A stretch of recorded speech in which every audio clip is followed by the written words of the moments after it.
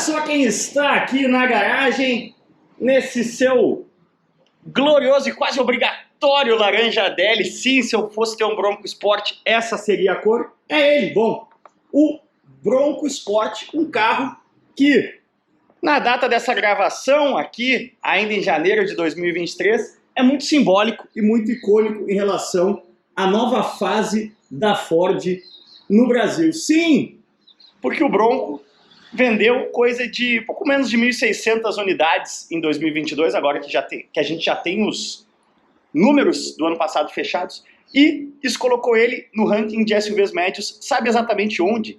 Entre Discovery Sport, o Bronco ficou acima do Discovery Sport e logo abaixo do Audi Q5. E o Discovery Sport, ironicamente, foi um dos carros que a Ford citou como concorrente direto do Bronco no lançamento do carro no Brasil aqui, lá no fim de 2021, foi ou foi em 2022 ainda? Agora tá tudo convoluto, mas enfim. E fazia todo sentido, né? Aqui, vamos dar uma olhadinha na animação aqui. Bronco! Uou! Eu vou desligar aqui o farol, porque o carro é uma das bases, né? O Bronco Sport é uma das bases desse movimento que já aconteceu, sabe onde no Brasil? Por exemplo, no mercado de cervejas. O mercado de bebidas chama de premiumization, né?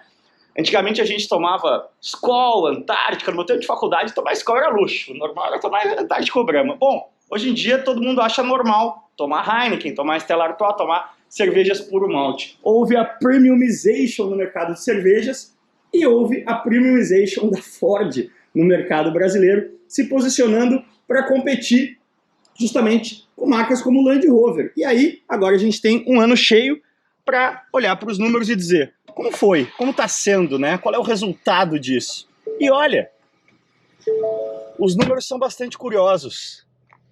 Aqui o tetão do Bronco, porque a Ford ficou justamente acima da BMW no total de unidades vendidas ano passado. 20 mil unidades vendeu a Ford no Brasil, a BM foi a líder no que é considerado o segmento premium com 15 mil, e a Ford ficou ali pertinho da Mitsubishi, justamente nessa área. É um limbo que existe entre as montadoras de volume e as montadoras premium, um limbo que durante muito tempo foi da Mitsubishi. Quando a Citroën tinha um outro posicionamento, a Citroën também ficava ali com essa coisa de 20, 25, 30 mil unidades vendidas. Agora a Citroën e a Peugeot estão investindo aí no 208 e no C3 com motor Firefly e estão dando uma descolada. Mas a Ford entrou, agora a gente sabe qual é, para quem não tinha entendido ainda, fica muito claro qual é o lugar da Ford no mercado brasileiro, justamente acima das marcas premium e abaixo das generalistas, e o Bronco é muito simbólico disso, porque é um carro com tração nas 4 rodas aqui, com os Gold Modes, né? Tirar esse cabinho aqui, que tornam ele um carro muito legal no off-road. Aqui vou mostrar para vocês os modos, né?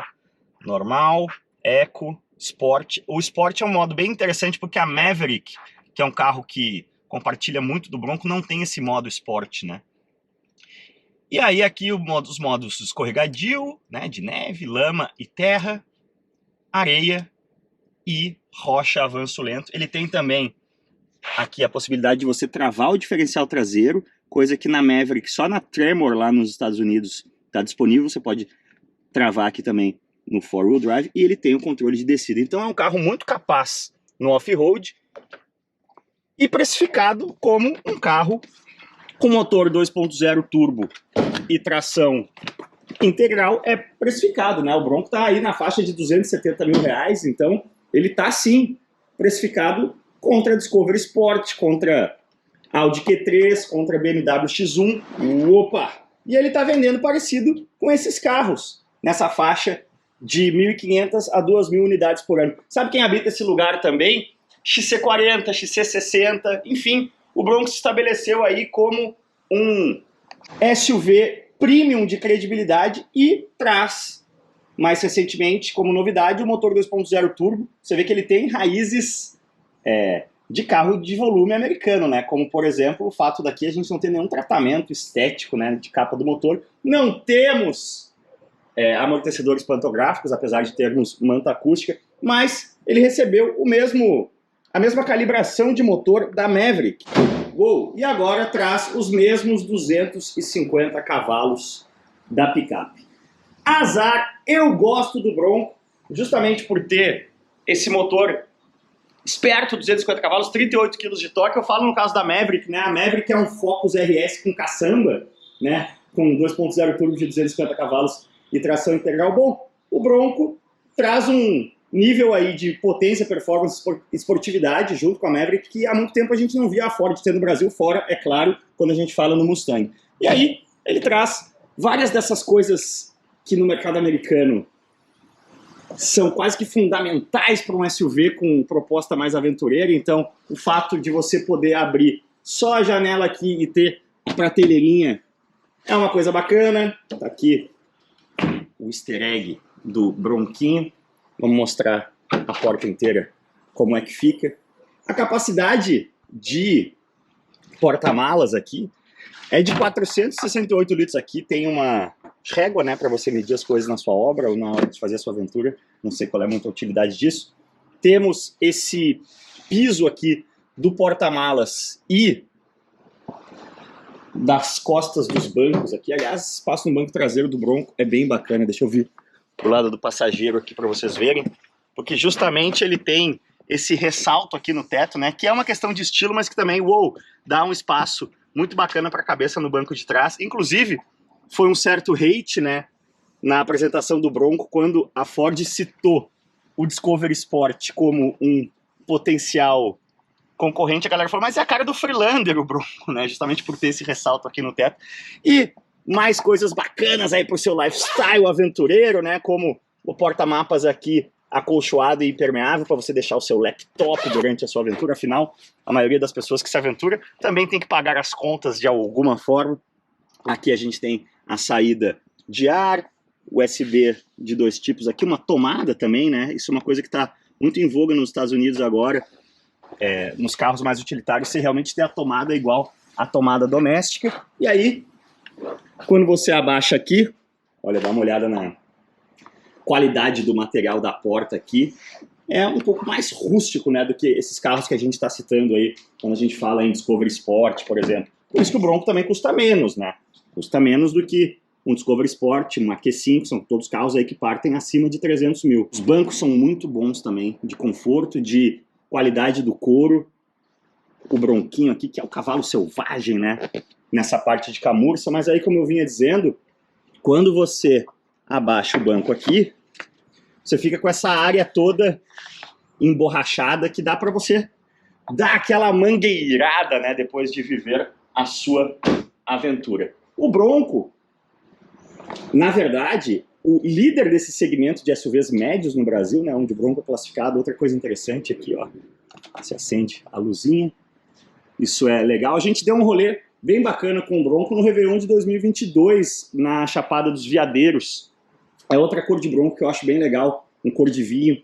E a gente usou essa mesinha aqui, né? Você solta aqui e aí você fica com essa mesinha de suporte para o seu churrascão. A gente fez isso lá no nosso Airbnb na Chapada dos Veadeiros. São 468 litros de espaço aqui, principalmente pela altura, né? Vocês reparam aqui que o espaço é relativamente estreito. Aliás, o Bronco é um carro relativamente estreito. Também não é um espaço particularmente profundo, mas quando você compara aí com a maioria dos outros SUVs, dá para ver aqui, é um espaço bastante alto. E daí que vem esses 468 litros, que são melhores, por exemplo, do que o Jeep Compass, que é o cara que numericamente lidera com folgas, né? Carro que vende aí 62 mil unidades. A Jeep, olha, a Stellantis, né, tem um dom aí para acertar as coisas do gosto e do mercado brasileiro. Você sabe, Turbo, qual é o líder? Vocês sabem, é o Compass. Vendeu 62 mil unidades em 2022. Isso é menos do que ele tinha vendido em 2021, que ele tinha vendido 70 mil. Aí em segundo vem o Corolla Cross com 40 mil unidades. Sabe quem vem em terceiro? O Commander com 22 mil unidades. Ou seja, a Jeep mais uma vez acertou na veia, no ângulo. Ao invés de vender 70 mil Compass, ela está vendendo 60 mil Compass, mais 20 mil Commanders, 80 mil no todo, sendo que o ticket do Commander é bem mais alto que o do Compass. Mas eu falo de Compass e Commander porque o Bronco, ele é um carro que regula com eles de tamanho, com ele Compass de tamanho, apesar de não parecer. Sabe qual é o comprimento do Bronco? 4,38 metros. Isso é 4 centímetros mais curto do que a nossa XC40. Quando eu coloquei o carro nessa vaga aqui, eu fiquei chocado como ele era menor. Que qualquer pessoa que você falar, oh, bate o olho aí, qual dos dois carros é maior? O Bronco parece maior, principalmente por causa desse capozão alto aqui, imponente, ao estilo bem americano. Parece uma picape, né? Se você olhar o carro só aqui da coluna A para frente. Então, ele é um carro mais curto que uma própria Compass.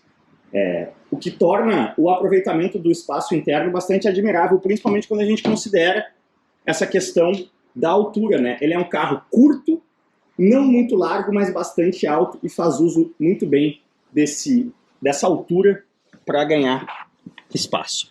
Então, compreendida a missão do Bronco e o que ele simboliza para essa nova fase da Ford no Brasil, e compreendidos os números, né? O Bronco, tá vendendo mal. Não, ele tá vendendo a mesma coisa, tá vendendo melhor que os seus principais, ou melhor que o seu principal concorrente, que é o Discovery Sport. A missão da Ford agora é essa, e ela é até ajudada, quando a gente compara com as demais marcas premium, pela Ford ter a Ranger, né? A Ranger faz um volume que ajuda a Ford a ficar à frente das tradicionais premium aí, BMW, Volvo, Mercedes e Audi, que estão sempre se engalfinhando aí, historicamente, na faixa de 10 a 15 mil unidades por ano. A Ford vendeu 20 mil no passado, o Bronco vendeu quase 1.600, tá ali no meio da briga. Se vocês pegarem, eu vou botar a lista na tela aí, essa faixa de 1.500 a 2.000 unidades dos SUVs médios no Brasil tem, assim, coisa de 10 modelos diferentes, é uma faixa muito acirrada. E o Bronco está posicionado nela com uma proposta bastante diferente, uma proposta bem aventureira, uma proposta que eu vou falar até no Brasil. Eu gosto do fato de você estar num Ford aqui.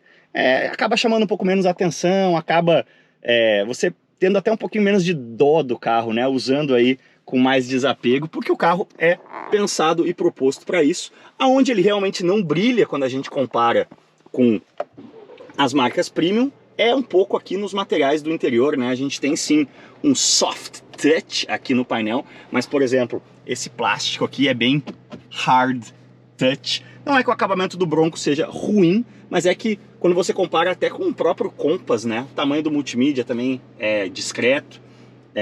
O Bronco tá abaixo até de um Compass aqui em qualidade dos materiais do interior. Mas eu acho que é totalmente coerente com essa proposta super aventureira, utilitária e lavável, né, do carro. Então, se acomodem aí no tetão e bora dar um rolezinho. Vamos ver se a gente sente essa diferença da calibração do motor da Maverick aqui, trazendo 10 cavalinhos a mais. Mas afinal, como anda, deputado? Vamos testar aqui o Bronco diante de obstáculos urbanos. Você vê que ele passa por cima dos quebra-molas, ignorando completamente, porque o Bronco ele realmente tem essa vocação off-road em coisas como, por exemplo, as rodas aro 17, né? Tem o pneu bem gordo, né? O famoso Meat Fit, que tá na moda agora, que na prática faz muita diferença na buraqueira, cratereira e quebra-moleira do nosso trânsito. Isso é uma coisa muito louca, né? A gente olha muito, esse carro aqui tem controle de descida e trava o diferencial, então ele é muito hábil no off-road. Sim, isso tudo ajuda, mas nada é mais importante do que o pneu. Dá pra dizer que às vezes até um 4x2 bem calçado vai mais longe do que um 4x4 não muito bem calçado pro off-road, como por exemplo vocês viram recentemente aqui no canal Renegade Série S. Aliás, essa questão de vai mais longe tem muito a ver com o espírito do Bronco, porque aqui no Brasil a gente tem uma cultura de off-road, de avaliação de carros e picapes off-road muito voltada a isso. O quão longe eu vou na Transamazônica com esse carro, né? O quanto ele aguenta de perrengue. E nos Estados Unidos existe sim essa cultura, mas muito mais do que isso, já que as estradas são boas onde quer que você vá. Existe a cultura do off-road como lazer, né? Um carro que vai te levar em destinos novos e, mais do que isso, um carro que vai te divertir nesse processo. Sendo justo, Eles têm lá o vasto oeste desértico deles, né? Aqui no Brasil, a região que mais se assemelha, né, que é o nosso sertão, é tão erma que ela vira, simplesmente atravessar ela vira um rally, né? Vira os sertões. Não tem uma infraestrutura urbana próxima que permita que pessoas comuns de uma cidade grande levem seus carros off-road para aproveitar, simplesmente aproveitar essa paisagem, que é muito forte lá nos Estados Unidos e dá origem a carros como a Raptor, como a Hunt TRX, e é a origem do DNA de carros como o Bronco, os próprios Jeep, né? Esse modo Rock Crawler aqui, o modo, vamos mexer nos GOAT modes aqui, ó, Goes Over Any Terrain, é uma piadinha aqui, um trocadilho do carilho, né? GOAT é Greatest of All Time, né? O maior de todos os tempos. Também é bode, então também vocês veem lá, o cara posta uma foto do Michael Jordan com um bodezinho, é por causa do GOAT. E aí aqui também Goes Over Any Terrain. Mas a gente tá no asfalto, vamos meter aqui um modo esporte pra sentir aqui a saúde dos 250 cavalos, 38 kg de torque. O câmbio de 8 marchas, muito esperto, eu gosto bastante do Bronco. Gosto muito desse visual aqui também, bem americanão, né? Vocês veem aí o capô bem quadrado na frente, com esses ressaltos grandes, dá essa sensação aí de robustez. Mas a gente tem também aqui os modos de passar por cima de rocha, por exemplo, avanço lento, que é justamente, inclusive ele joga aqui, ó, a câmera frontal pra gente ver as rochas ali embaixo. Isso justamente vem das paisagens ali de Utah, Moab, né, onde o off-road está ligado a passar em cima de rochas, terrenos rochosos. A gente não tem isso no Brasil, né? Então a cultura de off-road, de carros off-road nos Estados Unidos é bem diferente e é bem mais voltada para esse lado do lazer, da diversão. E é por isso que o Bronco entrega essas coisas como a luzinha na tampa, a própria coisa ali de você poder fazer uma espécie de tailgate, de churrasquinho atrás. Porque a ideia do carro off-road nos Estados Unidos é muito voltada para isso, né? Você vai entrar na natureza selvagem, né? Into the wild, vai explorar lugares novos e quem sabe vai acampar ao relento, vai ver estrelas. Aqui no Brasil, até por questões de segurança, né? A gente não tem essa mesma cultura. Então é muito importante ter isso em mente quando a gente avalia um carro off-road que não é pensado primariamente para o mercado brasileiro e para os comentários da internet automotiva brasileira. Isso é uma coisa. Tudo isso posto, o Bronco é sim muito capaz, né? Justamente qualquer carro. Quando você tem tração nas quatro é uma primeira régua, vamos chamar assim. Depois, quando você tem a possibilidade de travar diferencial, travar o diferencial traseiro ali no modo 4x4, olha, você passa e além disso, você tem um torque bacana, 38 kg de torque aqui, 250 cavalos, mas no off-road o que mais importa é mesmo o torque. No off-road na vida real, em 90% das situações, by the way. Você que ficou olhando aí só a potência de carro, começa a reparar no torque e a qual rotação vem esse torque. Mas, a partir do momento que você tem esses predicados, olha, você começa a ter que se esforçar muito para se colocar numa situação da qual você não vai conseguir sair. Você começa a ter que ser muito Joselito. Então um carro como o Bronco é muito bacana para, por exemplo, o rolê que a gente deu na Chapada dos Veadeiros ano passado. Você vai explorando as trilhas, vai explorando as estradas de terra que você não conhece ali de forma despreocupada, porque você sabe que o risco de a qualquer momento você acabar pegando uma areia fofa, ou uma vala maior, ou talvez até uma passagem de água um pouco maior que vai te deixar preso, incapacitado de avançar mais, se torna muito baixo num carro desses. E é por isso que eu gosto muito do Bronco. Acho um carro carismático. A própria Ford reconhece isso, né? Reparem que o Bronco é uma marca própria, né? Assim como o Mustang, a gente tem um cavalinho aqui, vocês não veem um único logo Ford dentro do carro. Há um único logo Ford do carro do lado de fora na tampa traseira. O Bronco é its own thing, é sua própria coisa, assim como o Mustang. Ele se descola aí da imagem generalista da Ford para criar o seu próprio nicho. E cria com muito sucesso, na minha opinião. Tá vendendo que nem pão quente nos Estados Unidos, principalmente o Broncão, né? O Broncão ainda é disputado a tapas. E uma das provas, né, de que essa cultura do off-road de lazer não existe tanto assim aqui no Brasil, é que Exatamente um ano atrás eu tava na Califórnia gravando o Broncão, achei que esse vídeo ia arregaçar no canal e foi, né? O brasileiro médio aí da internet não conhece o Broncão, não se interessa pelo que o Broncão é capaz de fazer. Eu sou muito fã desse tipo de carro, me interessei e gravei. Cola aí, vou deixar o link na descrição caso você não tenha visto esse vídeo.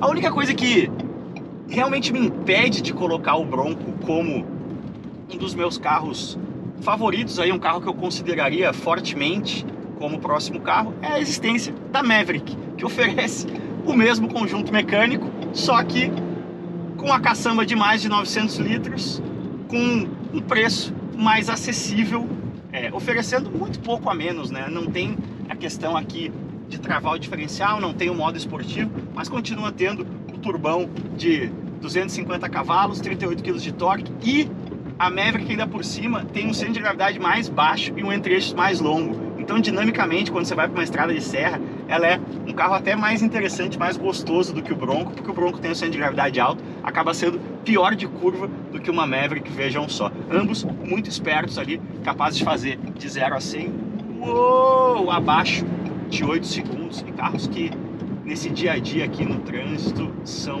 muito espertinhos. E aí, uma vantagem para o Bronco no dia a dia em São Paulo é justamente a posição de guiar mais elevada, te dá a leitura completa aqui da paisagem urbana caótica ao seu redor. A Maverick tem dimensões muito parecidas com as antigas Ranger dos anos 90, que agora estão super valorizadas, né? Aquele tipo de picape mais baixo e mais longo, me agrada bastante. Beleza, galera? Concordam, discordam? Deixa aí nos comentários o que você acha do Bronco Sport. Você consideraria um Bronco, se dinheiro tivesse e estivesse nesse segmento aí, para sair da mesmice de um Compass completo, ou quem sabe para arriscar algo diferente de uma Discovery Sport, de uma Q5, que são carros que estão muito próximos ali do Bronco em volume?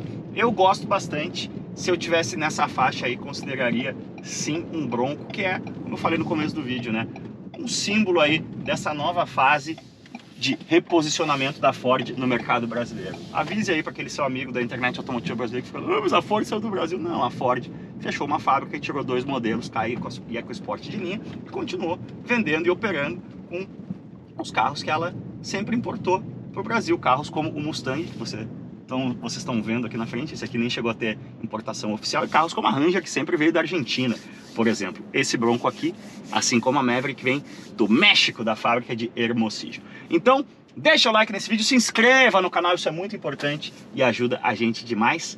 E como sempre, valeu demais, cuidem-se bem e aquele abraço. Será que a gente consegue acompanhar um Mustangão aqui em linha reta? Vamos descobrir.